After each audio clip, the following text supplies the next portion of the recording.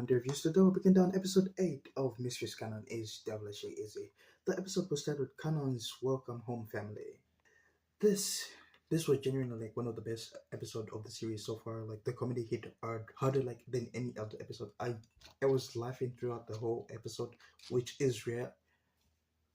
No, it's not rare. I'm just saying like for most like some of the parts of the episode were are funny, some of them unfunny, but like this whole episode was genuinely really funny. I okay, I was genuinely really not prepared for it. Anyway, let's get let's get into the episode itself. Kanan, Yogi, Ami, and Janine have finally arrived at. I think the name was Zebo. I don't know, but like, I'll just say the Demon King's castle, which is just basically Kanan's house, and let's appreciate like the weight of like what's happening right here because Yogi is like a human, and Kanan's family are powerful demons. We know they are high ranking ones at that. Like in this world, humans are in the underworld. Humans are normally treated as like prey, snacks to eat.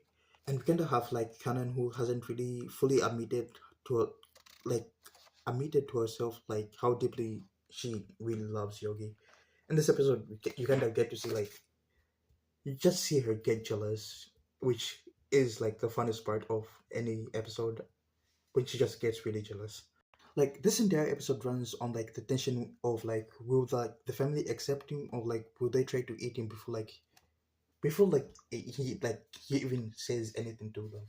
And like there's one thing like I really want to say is like Yuji is like meeting like a family of like a demon girl who comes from a house with really beautiful women. Like I kept during the whole episode, like I kept saying to myself, like I genuinely didn't like I don't know whether to like feel happy for this man or like cry quietly in the corner because like it's like I'm happy for him, but like god damn dude, chill out. Live some for the rest of us. Like god dude is hugging everything. Like I know like I'm happy for him, but like if you look at the roster right now, it's really not fair for him. Like it's really not. It's not fair for everyone except him, like you just have to appreciate what you just have to like be content with what you have. And I have nothing, so I have to be content with that. My favorite part of the episode is Kanon's mother. Lilium, I think that's her name. Is it Lilium or Lilum? I don't know. I really don't know. Anyway, she's kind of like introduced as someone who's like extremely uncomfortable around men. Like the moment Juji appears, she essentially like panics. And like this single character detail, like it kind of like really explains everything about Canon herself. Like why she like understands romance and like really she doesn't really understand romance that good. Like she's overly dramatic, and it kind of also explains why like physical proximity between like men and women is not really registered go in Canon's head. You can thank her because like I doubt she kind of I doubt she really I don't know what to say. You just say like the apple doesn't really fall far away from the tree. Like it's they they're the same but not the same at the same time. I don't know how to explain. It's just really hard to explain. Now, like I have a question. Like Lilum is married. Like we know she has children. She has 3 kids, and we also know she is clearly not like on bad terms with like her husband.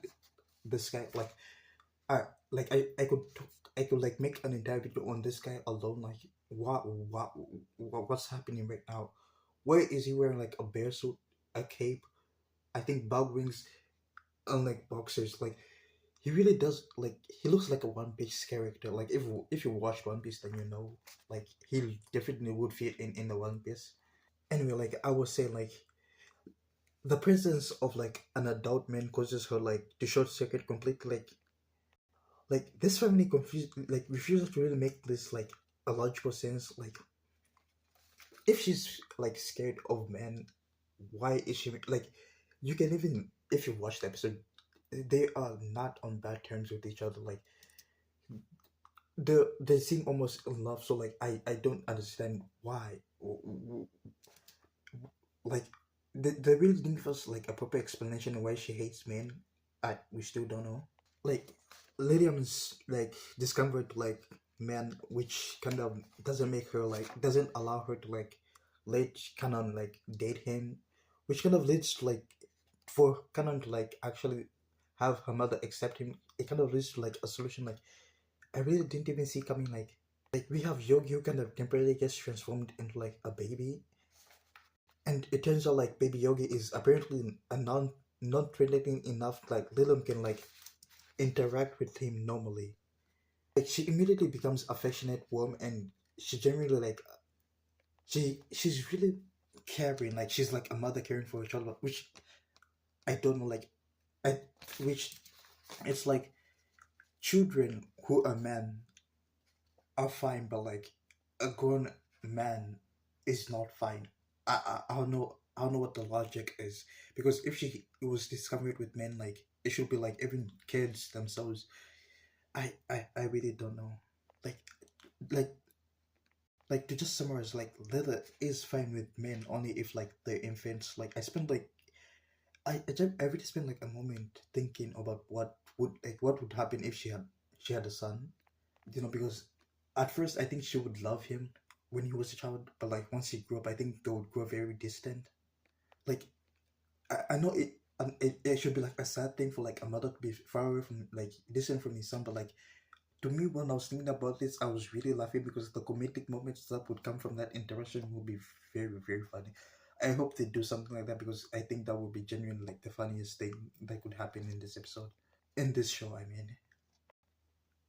Before I even continue, like, I need to address something.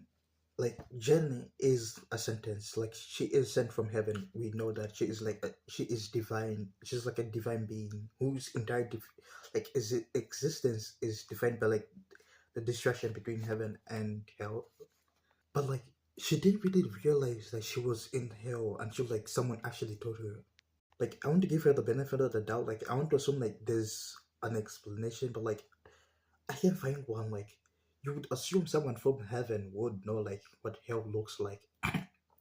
Even if like she never went there, she should know how hell looks like.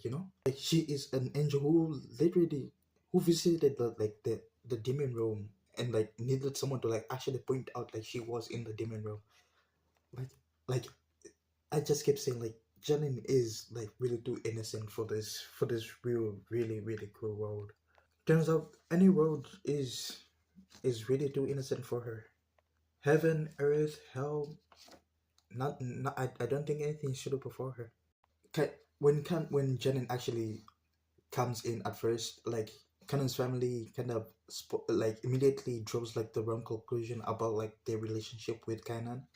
And Jen and actually kind of accidentally fuse everyone's misunderstandings of like instead of correcting like any of them, I didn't even think she understood the situation herself. Like she didn't really mean to like make the misunderstanding, but she simply lacks like the social awareness to realize what's happening until it's actually already happened. Like it's past when something is past like the point of no return, that's when she kind of realizes what's happening right now. No, like she doesn't even like someone has to point it out before she even realizes it. Wow, she's like her and Yogi are the most densest people like I have ever seen. Like they're two peas in a pod. Like they're the same people. Like I'm genuinely scared what would happen if like these two ended up together and they had the child.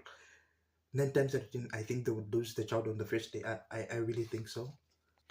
Like another funny moment in the episode is when Kanan's sister like feeds, she kind of like cocks Kanan and feeds Yogi a piece of cake that Kanan made herself. Turns out she's really bad at cooking. Like it's a rom-com anime, and I was sure she was really bad at cooking. I think so. In if she's the person who's bad at cooking. I think Yogi is like the one who should be like the better cook of them two. The feeding scene follows like the usual classic romantic trope of where like offering food, like it's kind of like a casual intimacy, like it's an invasion of like personal space, and like it ends to like it just aims to like bond, like,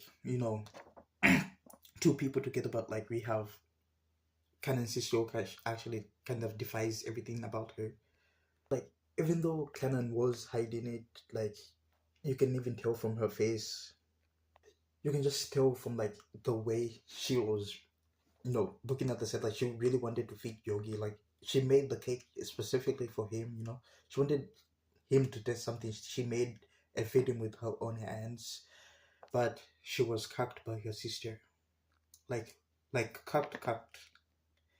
It's sad. It's genuinely sad and funny at the same time. Like, I don't want to make fun of her, but like, how do you get cucked?